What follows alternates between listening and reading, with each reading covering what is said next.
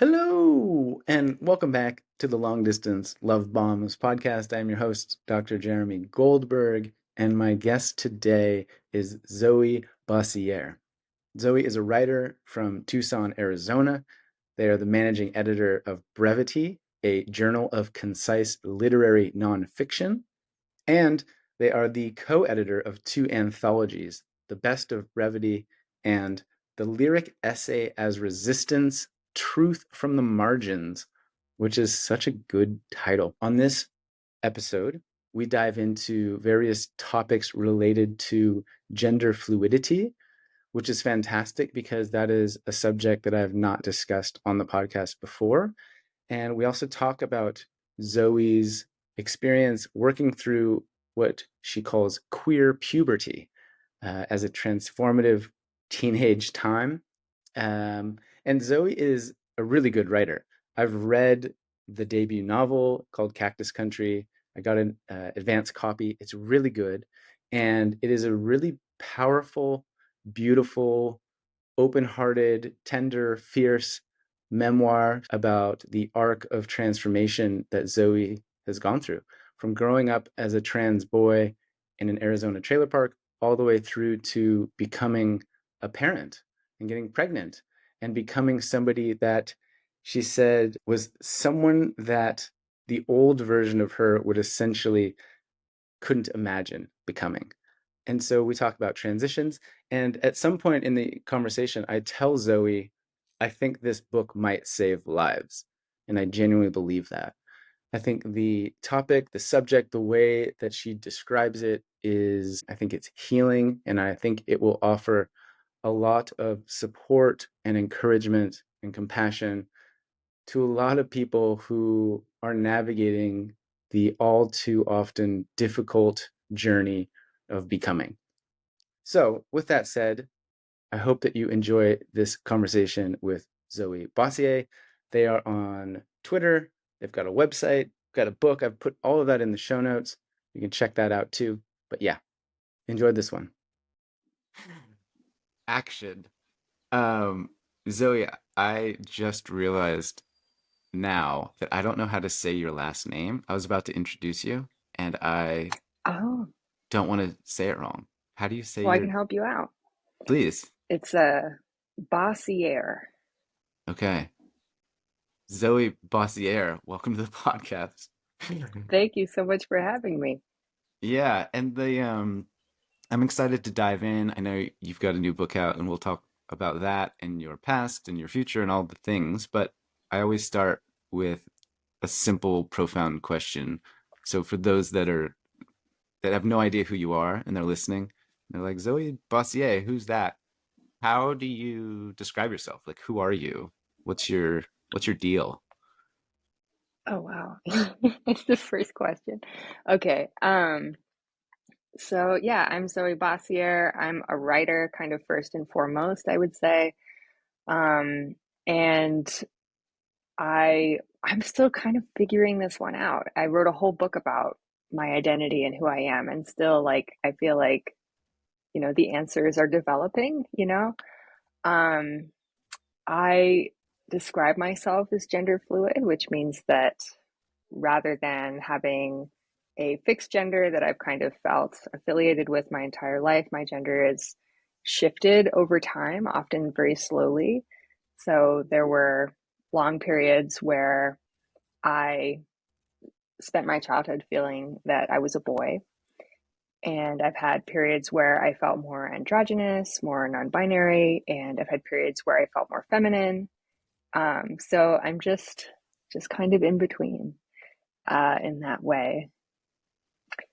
So yeah, that's something that I feel like is always on the move for me.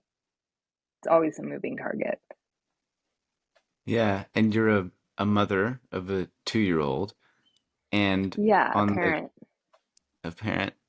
Oh, did you describe yourself as a mother? Is that fair?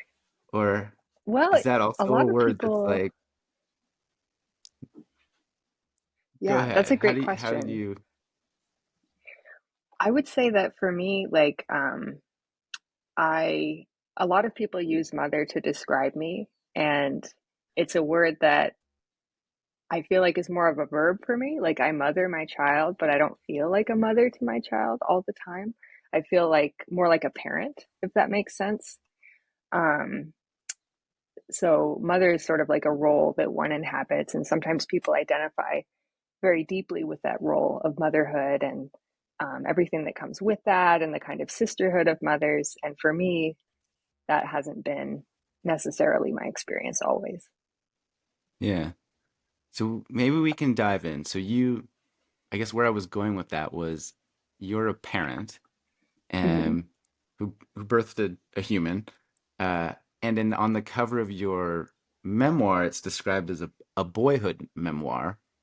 And I think your journey, and I think that the crux of the conversation we'll have is around that adventure, so to speak, or that transformation, or that continuing uncovering of who you are and what your identity is from a childhood.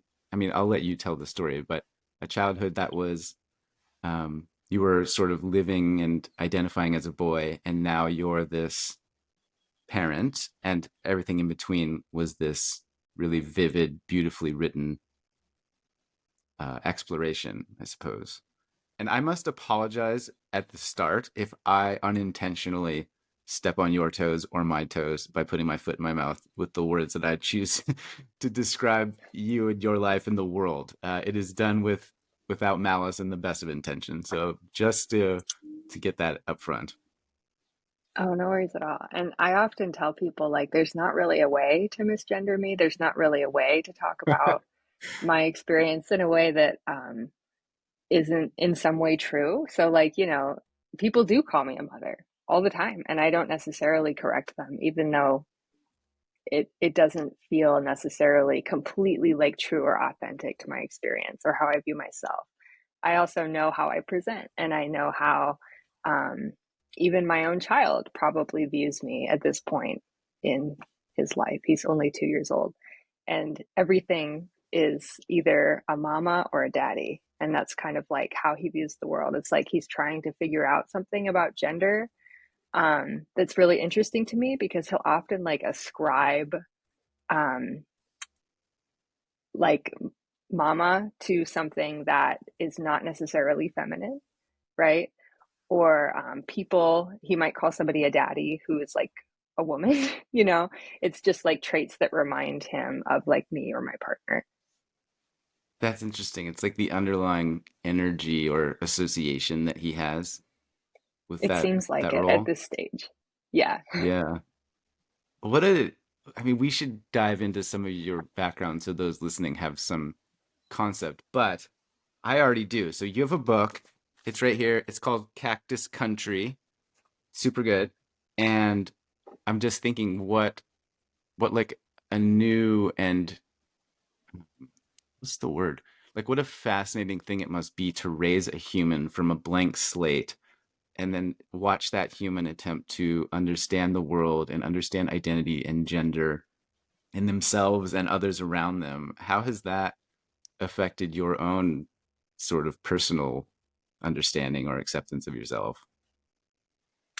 Does that make sense? Well, yeah, so you're asking about like as a parent how I now kind of conceptualize these ideas. Yeah, and also I guess has has raising your child and witnessing your child's exploration of the world around you, has that affected the way that you see the world or yourself? I would say it has in some ways. I was not able to finish this book until I had my child. Um, for me, I had spent a long time kind of delving into the past and writing about my childhood, my boyhood, about Cactus Country, about Tucson, Arizona, and the sharp and stoic plants and the kinds of desert creatures that I would come across out there in the desert with the other boys and some of the men that we knew in the park at that time. And um, there's just a lot of heat and grit and sweat in the book. And so I was very immersed in that when I was writing it. And at the same time, I was so far away from it. I was writing most of this book in Ohio. I was in graduate school, um, and I was having a baby. I had my baby and then graduated the next day. Um, so there was this need to kind of take the stories of my past and to make sense of them in the present. And I had already been doing this kind of deep dive into what does this mean for me now? And I didn't know the answer to that question. And I kept asking it of myself. I wanted to know, like, what does this mean for my gender now? What does this mean for um, where I am geographically, as a Tucsonan who doesn't live in Tucson anymore? Um, what does this mean for me as someone who now is very steeped in academia, who once felt too out of place on a college campus to really find my footing? And I was asking all of these questions and trying to figure out where the story should end, right? Like where exactly I was in the present.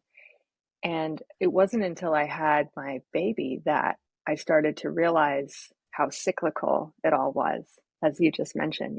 Like I came of age and kind of found my way, and now I'm watching somebody else do that, and somebody whose journey is going to be completely different than mine. And I can't project any of that onto him. Um, and so I think that that is what kind of helped me also to see the boy I was as like part of me and also distinct from me, if that makes sense. Yeah. Yeah. And if you wouldn't mind sort of summarizing the book, or I guess like summarizing your life, just for some context to those listening that are like hearing you describe some of this and us talking about gender and identity, etc. Do you mind sort of synthesizing that and we could dive into some specifics? Oh, sure, I'd be happy to. So, when I was 11 years old, my parents bought an Airstream trailer on an online auction site, and the trailer was located in Tucson, Arizona.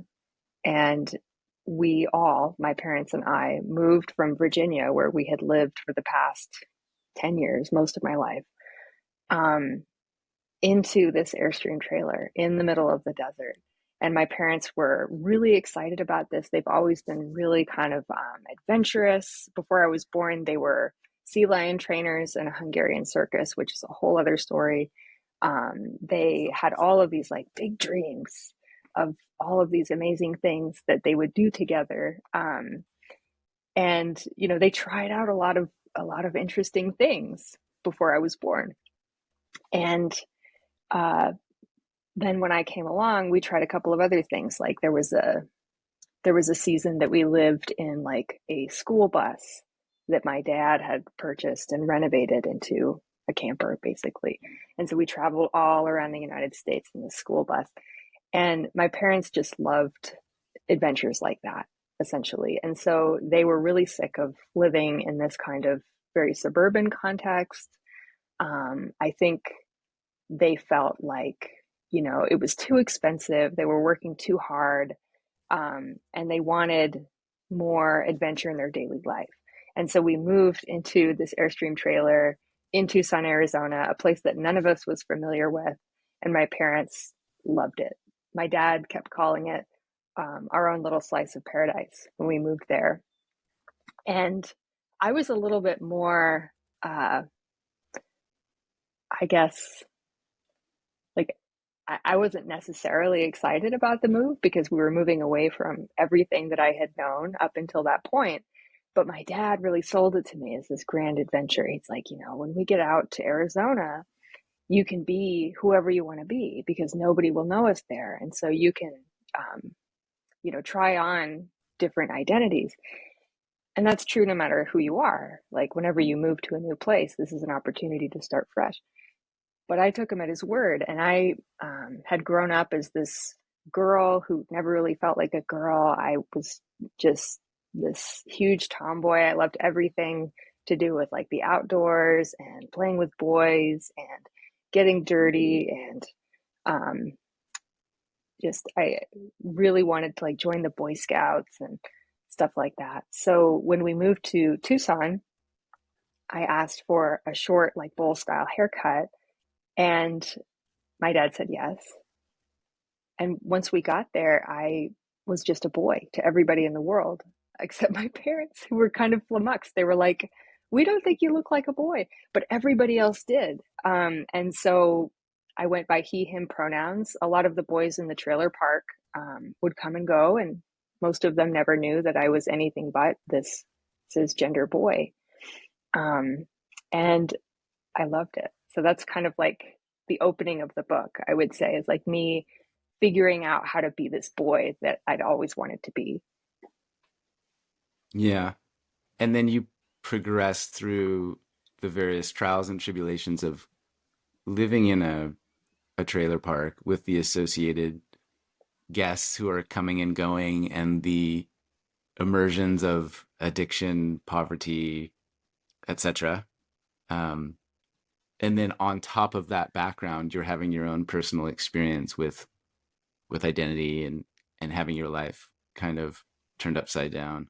I just, for whatever reason, the Fresh Prince theme song jumped into my head just then of like, West Philadelphia born and raised, and then they move out west and it's completely different and they're this gosh, hopefully this makes sense. He's this fish out of water and trying to figure it out, and there's this new suite of circumstances. Does that make sense? Did you think I'd be referencing you as the Fresh Prince of Bel-Air today? No, the Fresh Prince of Tucson. No, I definitely didn't, but Yeah. I'm glad that you did. Yeah. And so to continue back on track, hopefully, and then you're going through puberty, and then you're discovering the dating scene, and you're having your own suite of experiences with that. Do you mind Mhm. sort of continuing the narrative a bit and how that affected you and your parents as well?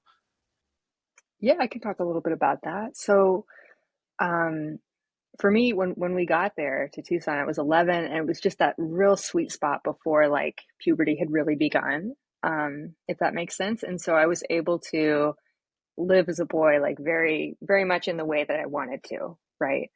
Um, and I was unburdened, I would say, by um, anything that goes along with puberty, right? So like I was very much still like passing as a boy at that point because my voice sounded exactly the same as the other boys, and we were all around the same height, and um, you know, there was really nothing kind of holding me back in that regard. And um, so yeah, the book takes place from age 11 and goes on until age like 21 or 2 or 3, somewhere in there.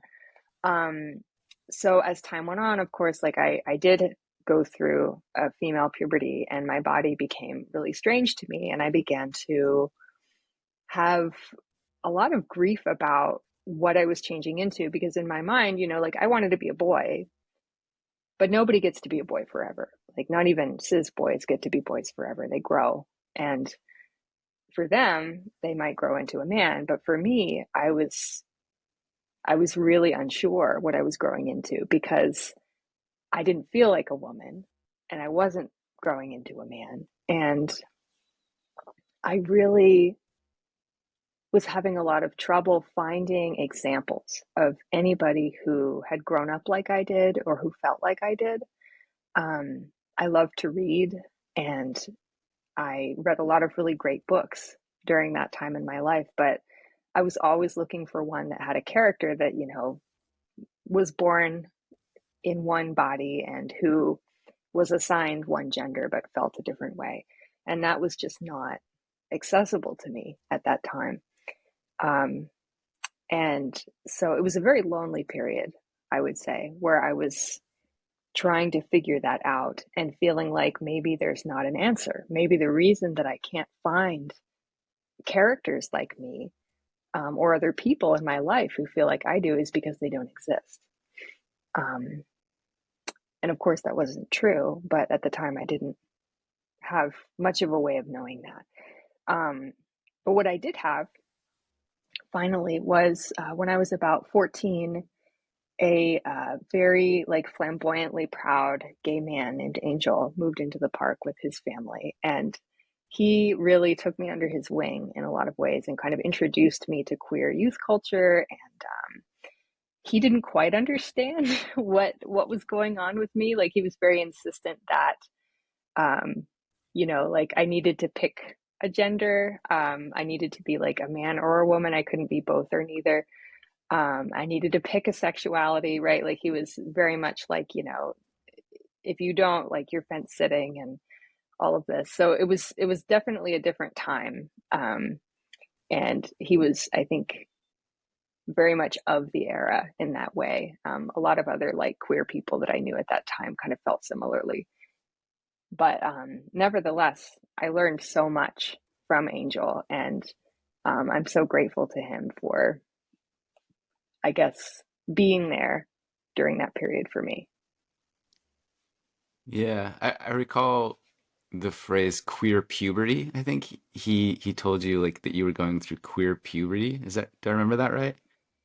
Yeah, he did. He Like, had this idea because I just refused to really fit in any of the like boxes that I guess he thought I should fit into. So he was like, "Okay, so you're either going to be a lesbian or you're going to be a trans guy." You know, at the end of queer puberty, like he thought I was still like in the curious stage where I was figuring it out, and I was, but I didn't end up in either of those camps ultimately. yeah.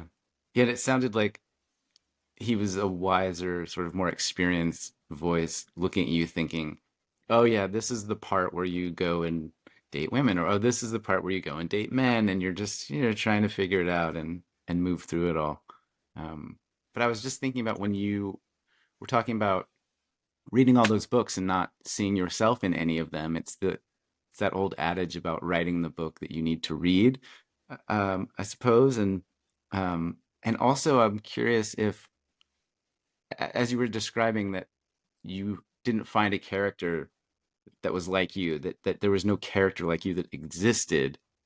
I imagine that must be so challenging as a young person to think like, oh, then I don't exist, or but I do exist, but I'm not reading, I'm not seeing anybody else like me. So where do I fit into the world, and who am I? It seems just like a much more intense level of initiation than I myself had, for example. It's like, oh, I'm just like a white dude. Like it's pretty boring. Like I like women. I'm a white guy. Like, there wasn't the intensity of the I don't know. I don't know where I'm going with that, but that's what came up. Is there any response to any of that rambling garbage I just threw at the wall? It's not garbage. No, it makes total sense to me. Like, um, the nature of the journey is different. Like, I think when any of us are in that stage of life, it's so formative and we're figuring it out, whatever it is, right? I think everybody goes through some stage where they don't really necessarily know who they are. There are aspects of their identity that, they're examining and, saying, where do I fit?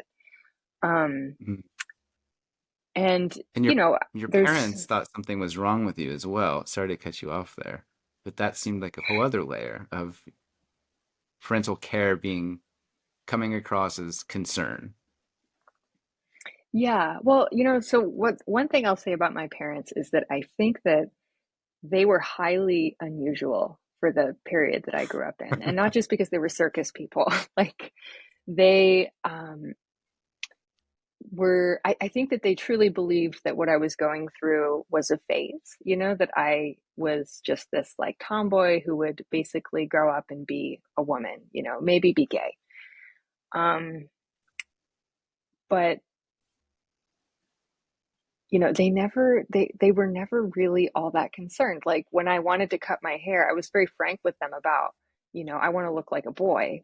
I want people to look at me and think that I'm a boy. Um, and they never really tried to dissuade me from that. I think my dad was like, well, I don't think that they're going to, honey. Like he was trying to like shield me from disappointment if it didn't work, basically. And then he was shocked that it did. And so was my mom.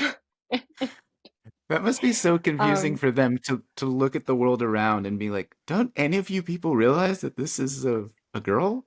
Like, am I crazy, right? Or they were having their own situation.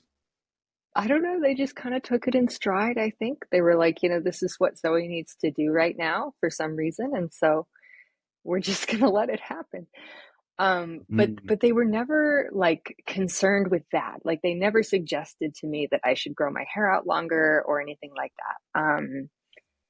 They my mom was a little bit concerned sometimes with the fact that like around the time that I started to go through puberty, I was very evasive about the shower. Like I didn't want to take a shower. I didn't want to brush my teeth. I didn't want to care for myself because I really didn't want to think about what was going on with my body at that time, which was changing.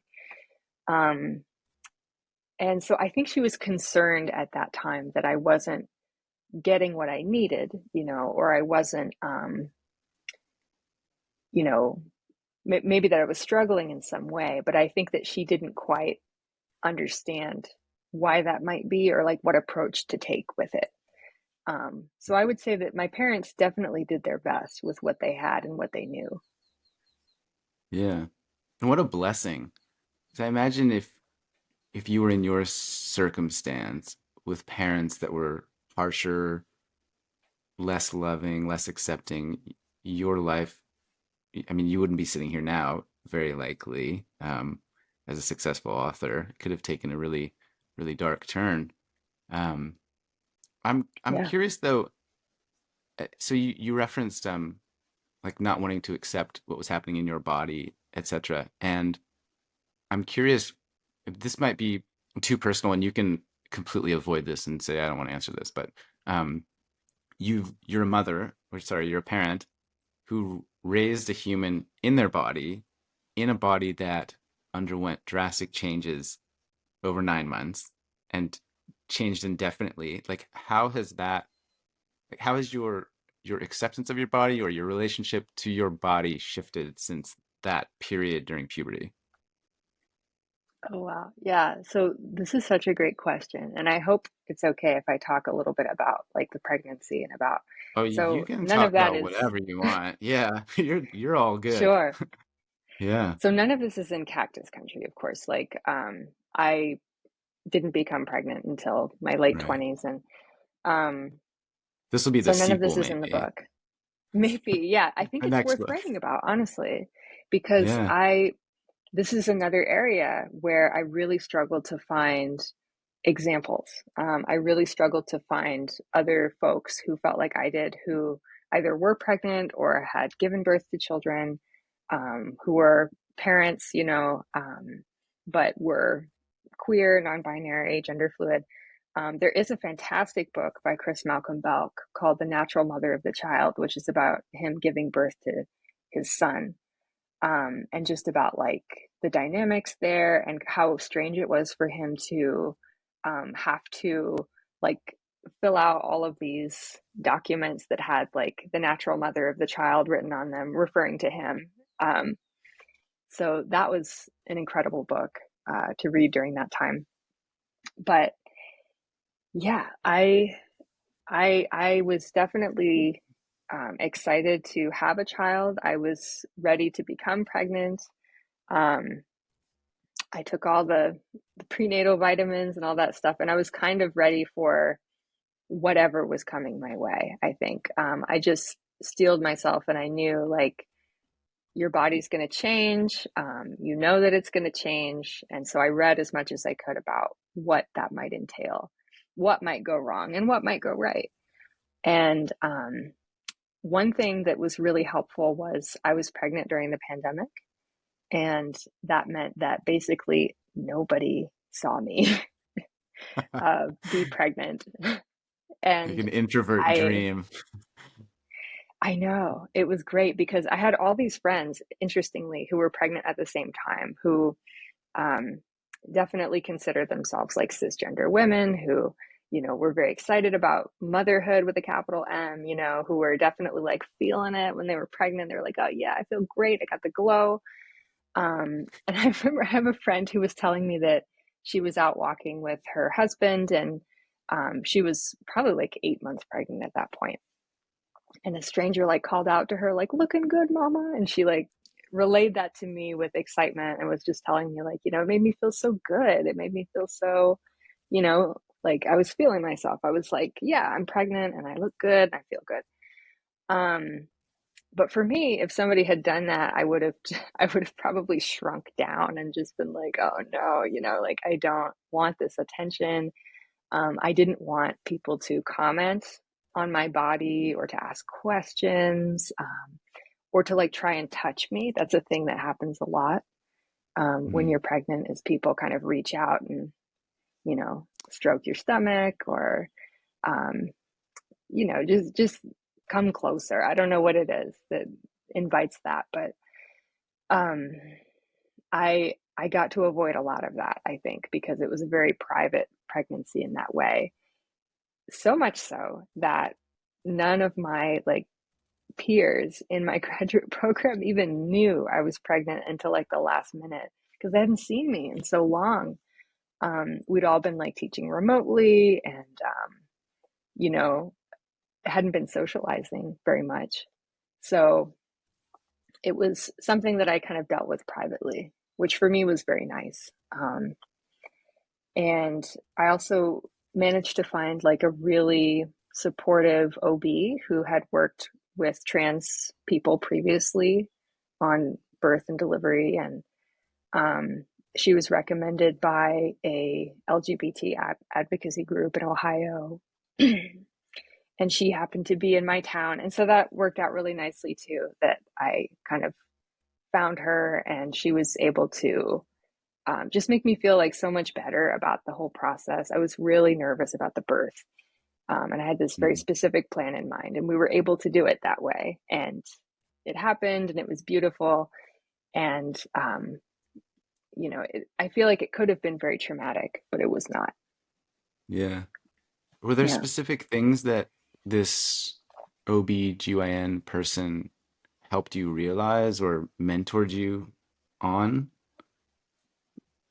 that made a big difference for you? Well, I think it was just that she was open to who I was, right? And so when I met her, I just explained, I said, well, I have been looking for an OB who has worked with trans people in the past. And I was told by this advocacy group that, you have done amazing work. And um, so it was wonderful because she was able to hear all of my concerns and to be realistic because, if you're pregnant, a lot of things can happen and it's not always going to go the way that you want it to.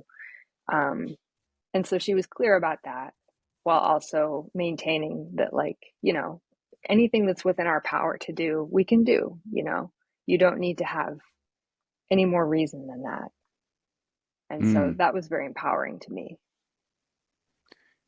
Yeah, it sounds like they were acknowledging your sense of sovereignty in a way of just, hey, whatever you want to do is cool, and however you are is fine, and I'm here to support how I can. Is that fair? Yeah. Yeah. And I Yeah. feel like that's how it should be for everybody who's pregnant, you know?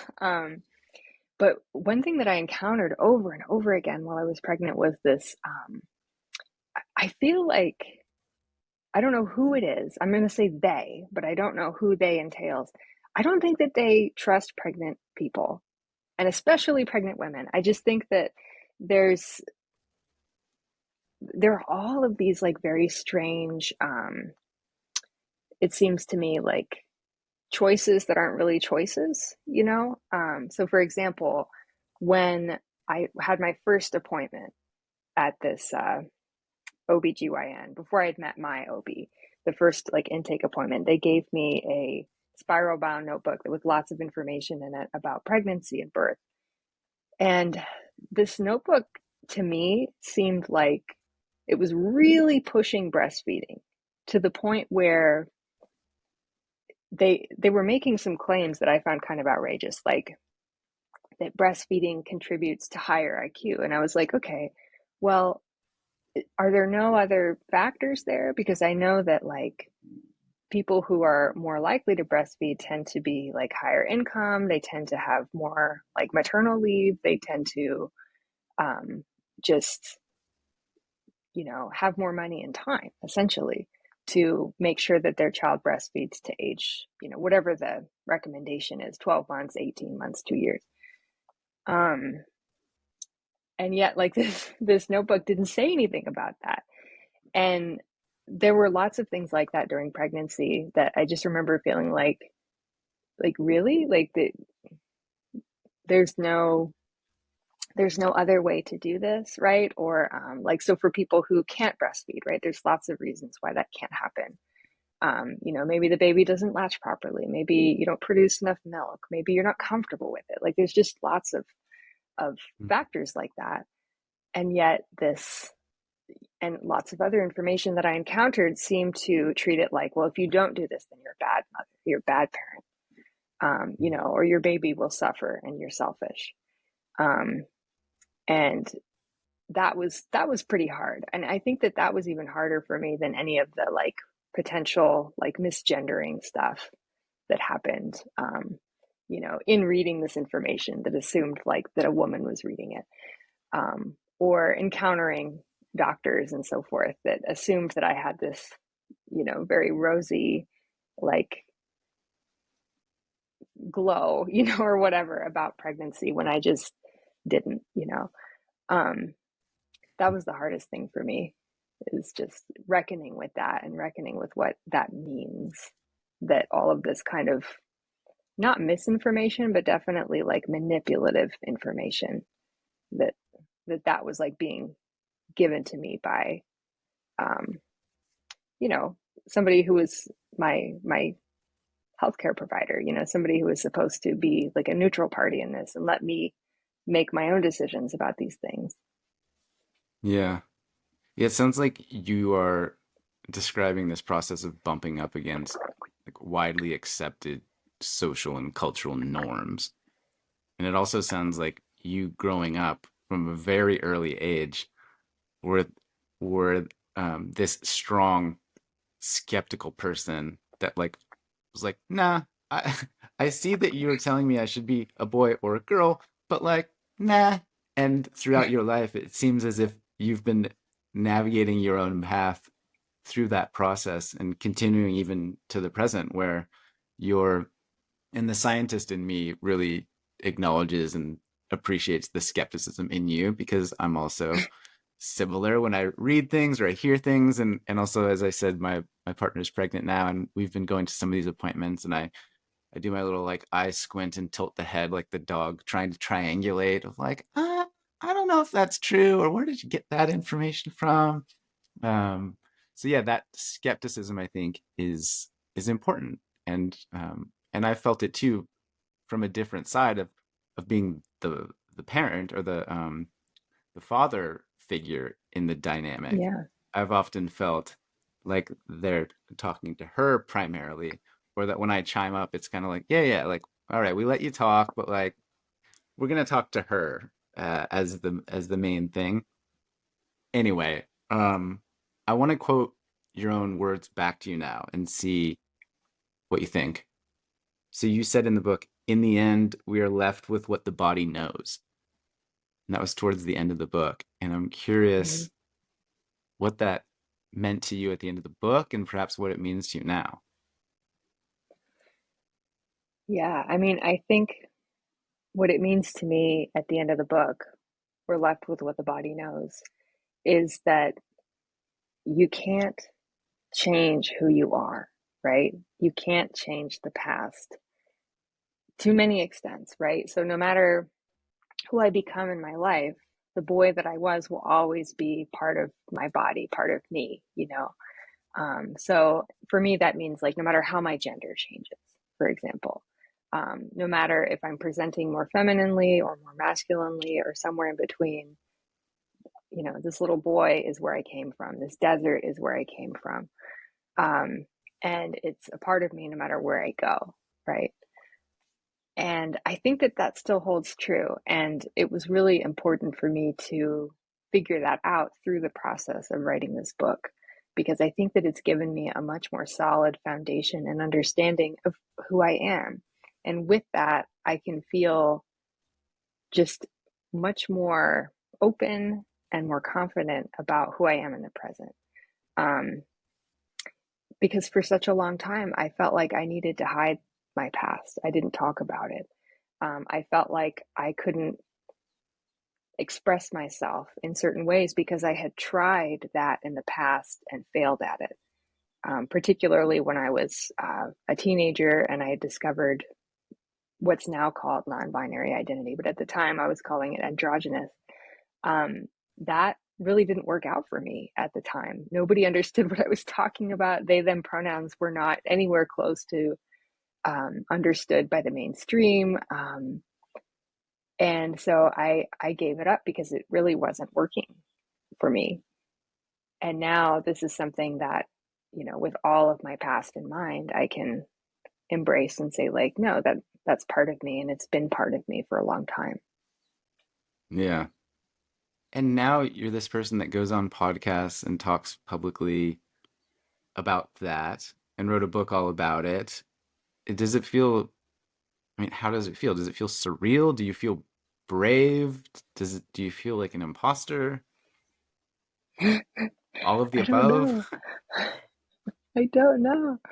Um, I definitely don't feel like an imposter. I know that that's unusual for writers. I feel like all of us kind of feel like that on some level, but at least for me in this context, I don't. I think because I spent so much time with this book and so much time thinking about the past and what it means for me in the present, and like working out the answers to all of these questions, that I feel like, no, this is like definitely authentically me. Um, but I don't feel brave at all. Like I feel like, I would love it if somebody found my book and read it and felt like, wow, that really resonates with me. Like I had a lot of these same experiences, or maybe they're currently having those experiences. Um, and they're reading about them and they're feeling like, I'm not the only one. I'm not alone. Or maybe somebody's reading it and thinking, wow, this person wrote a story that they needed. And maybe I should write or tell my story because it's the one that I needed when I was a kid. Um, or maybe somebody picks it up and they've never heard of gender fluidity and they don't really understand what transgender is or can be. And they read it and they think, oh, wow, I never knew any of that. That's fascinating. I want to learn more. And they pick up more books by trans writers, by queer writers. I think any of those would be just incredible and make writing the book very much worth it. Yeah. I really enjoyed the book, and about halfway through I realized a couple of things. One was like, oh, Zoe's a good writer. This is good, right? And then secondly, I thought, this isn't like the book necessarily for me, but I think this book is gonna save a bunch of lives. Like I think it's gonna Aw. be why yeah, like and I mean that. And I could see how for certain people at certain parts of their life that they could find this book almost like a life preserver in a sense. In a literal sense. Like, hey, this is helpful. And I believe Zoe and I don't know. What are your thoughts on that? That'd be like a dream review to get on Amazon. Like 4 stars, saved my life, but like, didn't love the cover. I mean, I'd skip the review if it saved somebody. I mean, that would be, Yeah. yeah. Well, thank you for saying that. Yeah. And And I I mean hope it so. too. I hope so. Thank Yeah. you. Yeah, I just feel like there's a quote, and I can't remember who said it now, but it's like children can't be what they can't see. But I think Mm. I feel like there's a lot of legislative action right now that is taking that idea and saying, like, okay, well then let's make sure that they can't see it so that they can't be it. Um, and the problem with that, there's so many problems with that, but the biggest problem, I think, like the flawed reasoning there, is that the kids still are queer. The kids still are trans. You're just making it impossible for them to express that. And so they're going to suffer, their lives are going to be harder. They're going to feel badly about themselves. Um, and in the worst scenarios, they're going to hurt themselves. And I would love to avoid that. I was a kid that at times felt that way. And, um, I'm still here and my life is so good now, and I don't know that I would have believed that when I was younger. And so I would really love for this to be kind of a testimony to younger people who are struggling, to tell them, hang on, because, you're worth it and you're beautiful as the person you are. And, you're going to make it and you're going to do great things. Hmm. Amen. I think that's one reason I love talking to people like you on the podcast, because if we had my time machine in the corner here and I was like, "Hey, Zoe, jump in. We're gonna go back to the trailer park, when you were 14, 16, and I'm gonna tell this young person, hey, don't worry. Like, you're gonna grow up, you're gonna be this renowned author, you're gonna be successful, you're gonna have a family, you're not even gonna believe how good your life is." I imagine that that little person, that youngster would be like, I don't understand. That's impossible, right? Like, I can't even fathom that. And yet, impossible things continue to unfold every day for people just like us and those listening. So I think it's an Yeah. important thing to stand up and say, like you're doing, hey, like, it happened. I don't know how it happened. I didn't think it was going to happen, but it did. And if it happened for me, perhaps it can happen for you too. Did I Yeah. summarize that succinctly? I think so, and not everybody has to tell their story, but I do want Sure. folks to know that like their life is worth living and their perspective is worthwhile, and you know to keep going through the bullshit, because you will emerge somewhere along the way as the person you are, and life will be better. Yeah. Yeah. So it's such a good place to finish a podcast, but there's part of me that feels like I could talk to you for like another hour or five. Uh, like it's such a high, inspiring, encouraging note, right? To be like, okay, well, thanks for coming. But I know we have more time. Is there anything that you've not discussed or that I've not asked you about that you're thinking like, oh, come on, Jer, why haven't we talked about this? Or like one thing I had written down, it's again like quite personal, is the cutting that you experienced as a teenager. Um, Mhm. because I haven't had anybody on my podcast personally talk about that, and I know that not a lot of people do talk about it, despite it being very widespread. If you Yeah. wanted to go there, we can, or I could just throw other random ideas at you, or we can just stop Yeah, if we you're can like, go I'm there. tired, I want to go take a nap. No, it's okay. No, I'd be happy to talk about that a little bit. What specifically about it were you curious about? So I know that in the book you talked about it, but you didn't like really dive deeply into it. It almost felt a little Mm. bit like an aside of, oh, I had this really traumatic thing happen with this person in my life, this person I was dating and confused about. And so I started cutting my arms. And then it kind of like moved on. And I was like, whoa, hang on. Uh, I would have loved to have just seen a little bit more personally of, why was that happening? How did you stop doing that? Where did you get that idea? What did it Yeah, do for sure. you? Well, for me, I think that the seeds for that were in the kind of beginnings of puberty. So for me, I talked a little bit earlier to you about how I didn't want to take care of myself. Um, and I think that like all of that was kind of part of punishing my body and punishing myself, because I felt this real anger and real, even sometimes hate for the person that I was, because I felt like my body wasn't a reflection of me. And so when I was like 12 and 13 and first going through puberty, and I was developing, I would sometimes like punch myself, right? Hoping that that would maybe like stop the growth from happening. Um, and so like I feel like I always had these kind of impulses when things um, were completely outside of my control, if that makes sense. And going through an unwanted puberty was very much outside of my control. And there was nothing that I could do about it. There was nothing that anyone in my life could do about it, or maybe even would have done about it, because they're just, I don't even know that there were necessarily like health professionals who could have helped with that. Maybe with my mental health, but I don't know that I could have like gone on puberty blockers or anything like that at the time that I grew up. I don't think that that technology was available yet.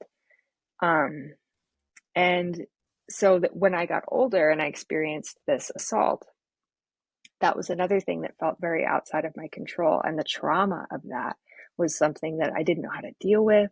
I didn't know how to talk about.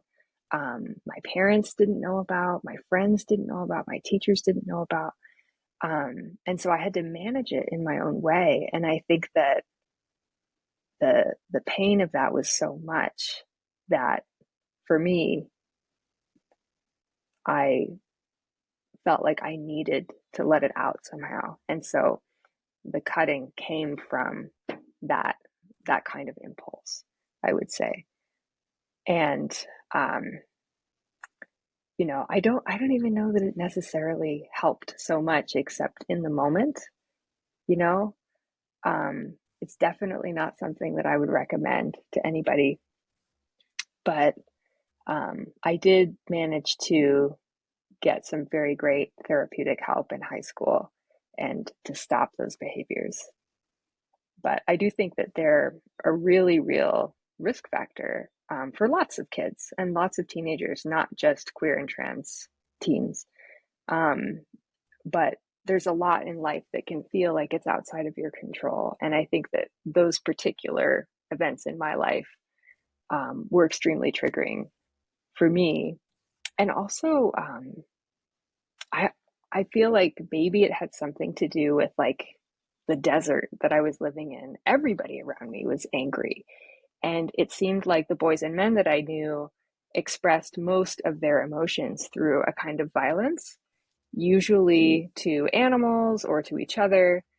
And so for me, like I didn't want to hurt animals. I didn't want to hurt anybody else, so I hurt myself. Hmm. Do you how do I phrase this?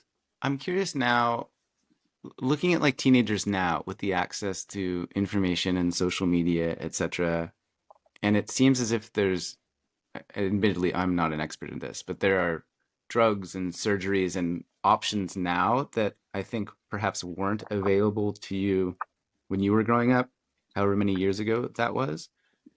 Um, I'm curious for like any commentary on like how would you have navigated if you were a teenager now versus then? Or do you have any perspectives on the the impact of everything I'm kind of talking about here with teenagers nowadays? I don't think that was very Yeah, I mean, clear the way I've said that, but so I think what you're asking is if those things had been available to me as a teenager, what would I have done? Or what do I think that now these things are available? yeah, and like would it have made your life easier or more complicated? Um, I don't know. Yeah. Well, so this is a big hypothetical, right? And Yeah. I learned kind of early on when I was writing my story and thinking about all of this that there's not really a good way to answer it, because those kinds of therapies weren't available when I was younger. Um, and if they were, I don't know whether I would have been able to access them, whether I would have wanted to access them necessarily, whether my parents would have been on board with that aspect of things, especially at the time, which was a completely different era, you know.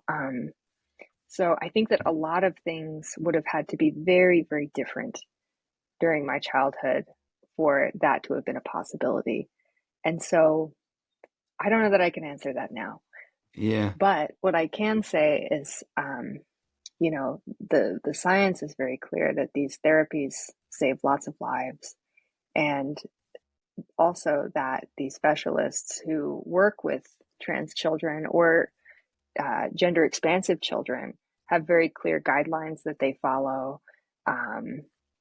That you know, I basically, I'm what I'm trying to say is that I trust that the medical professionals who specialize in working with these kids know what they're doing. And I trust these kids and their families to make the right decisions for them. So I'm very glad Yeah. that these therapies are available.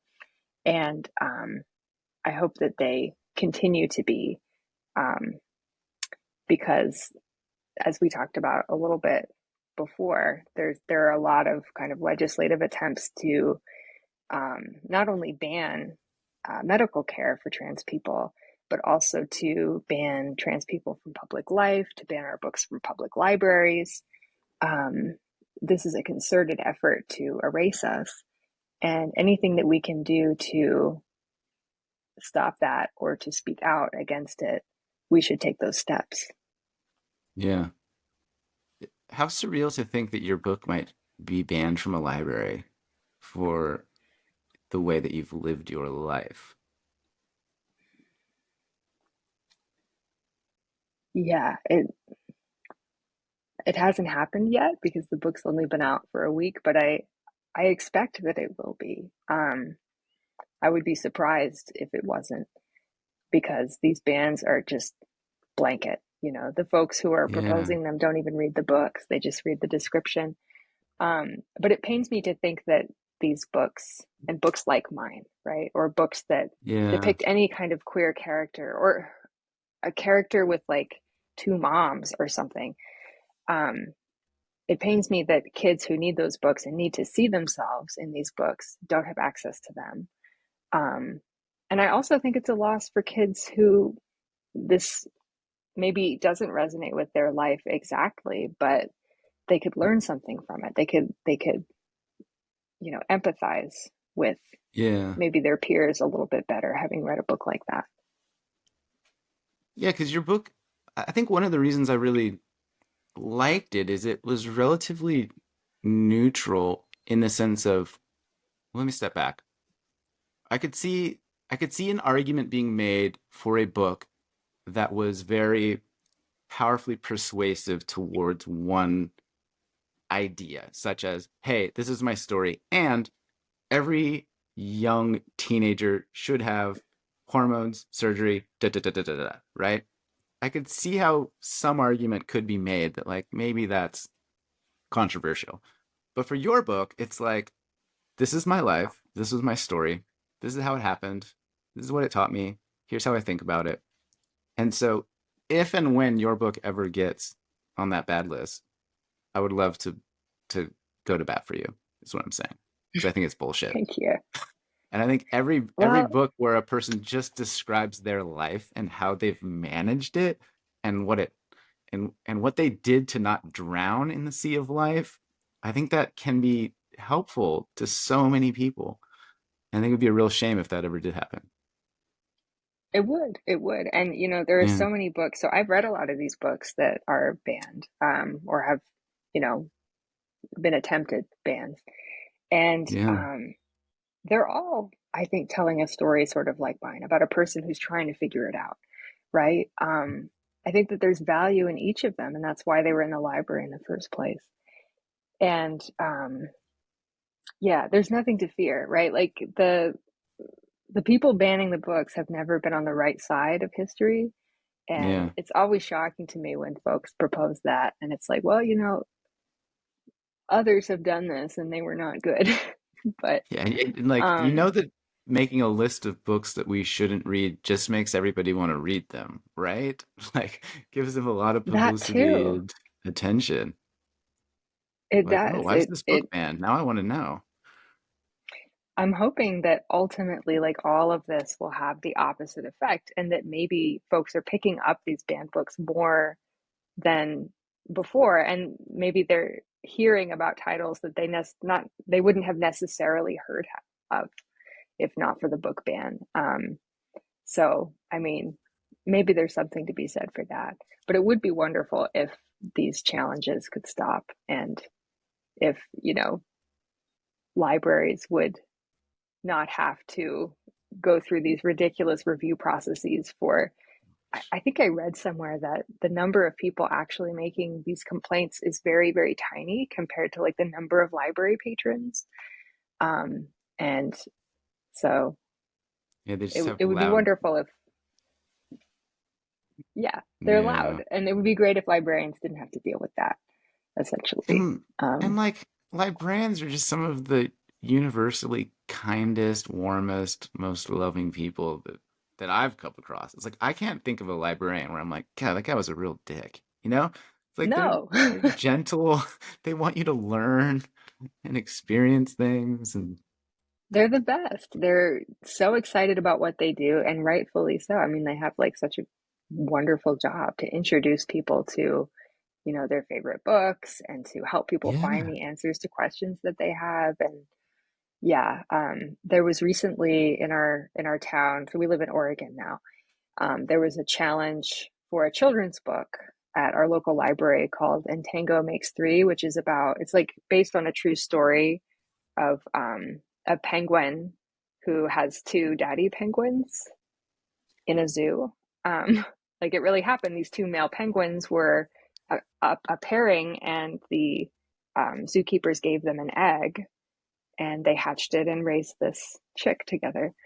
And it's a very Hmm. sweet story. And it's also like this is something that happens in nature, right? Sometimes with penguins. And there was a woman in our community who wanted to ban it from the library. And so they had a public hearing where folks could show up and speak about the ban either way, the proposed ban. And I was so heartened by this outpouring of community support for the book to stay in the library. So there were more people than could fit in the room. They were spilling out. The lady who'd proposed the Hmm. ban left early. She was like, okay, I can see this is not going to go my way. Um, and I would love to see that in libraries across the country for any of these books that are being Yeah. proposed to be banned. Yeah. Yeah. Um, okay, I have like one final topic slash question Mm-hmm. around writing and helping people to write their story or rewrite their story. You had this powerful quote, which was, "The more I wrote, the more I remembered. The more I remembered, the more I returned to myself." And I'm curious, when you work with individuals, like how do you help people to write their story, accept their story, embody main character energy, however you want to describe that? Um, what do you Yeah, when think? I'm teaching. Yeah. Well, I would say one of my favorite things to do as a teacher is to get writers thinking about the many aspects of themselves, the many facets of their own identity that maybe like they take for granted or haven't really thought about very much. And so I actually enjoy Sustenance group in April.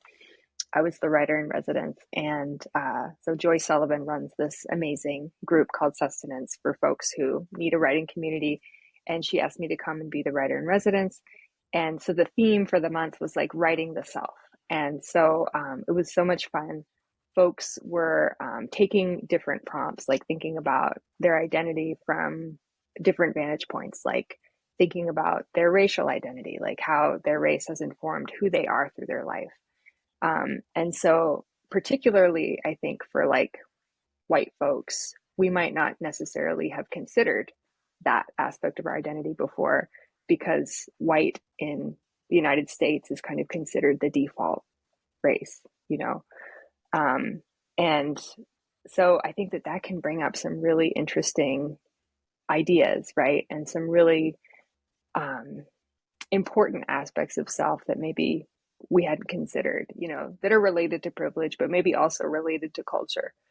Um, So thinking about race, thinking about gender, thinking about sexuality, thinking about ability and disability, thinking about family origins and heritage, and many, many, many other things that kind of go into like who we are, um, geography, um, what kinds of like social groups we're a part of or have been a part of for a long time, things like that.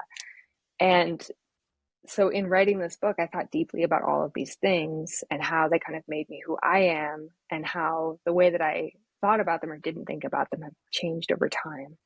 And I think that in doing that, I was able to craft this portrait that felt like very multidimensional.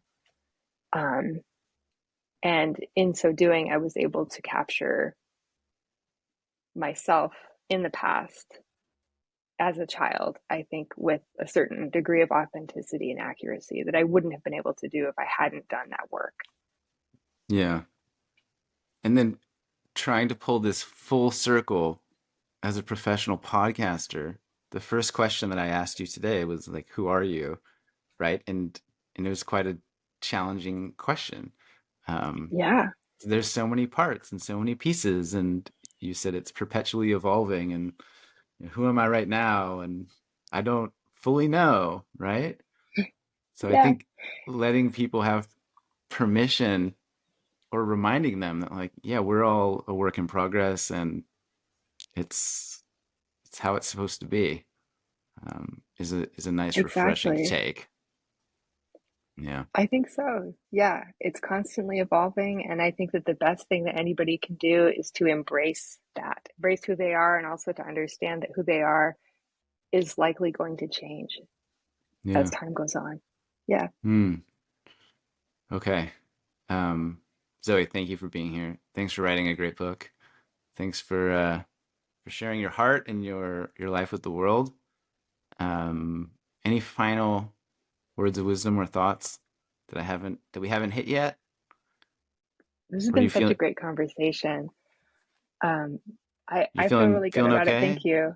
Oh, Okay. yeah. Thank you for asking these very thoughtful questions, and for giving me time to speak, and, for inviting me to share this space with you today. Yeah, you're so welcome. And I know you've got the book, and I presume you have a website or a social media account. Like, are there other ways for people to come and find you and be in your world? Oh, definitely. Yeah. So my website is just my name, zoebossiere.com. I'm on Twitter for better or for worse. Also Zoë Bossiere. So through those two avenues, you can find information about upcoming events. I've got a couple of touring things coming up in Portland, in New York, in Columbus, Ohio, and a few other places as well. Cool. All right, and I'll put links in the show notes. If you're listening, you can just click those, make your life as easy as possible to find those things. And yeah, thank you again. Thank you. Okay, so that was Zoë Bossiere, the writer of Cactus Country, a boyhood memoir. I've put links in the show notes so you can check that book out. I've also included links to Zoe's website and Twitter account. If you want to get in their world, send them messages, buy their book. That's the way to do it. And as always, thank you for being here. Please do send that one along to anybody that needs to hear this conversation. As mentioned, I think it's powerful, I think it's healing, and I think it could save lives. So do feel free to pass this along. Thanks for your support. Thanks for the 5-star reviews. Thanks for being in the space. We're trying to make kindness cool and compassion commonplace, and conversations like this help to encourage a more conscious collective. So thanks for being a part of that, and I will talk to you soon.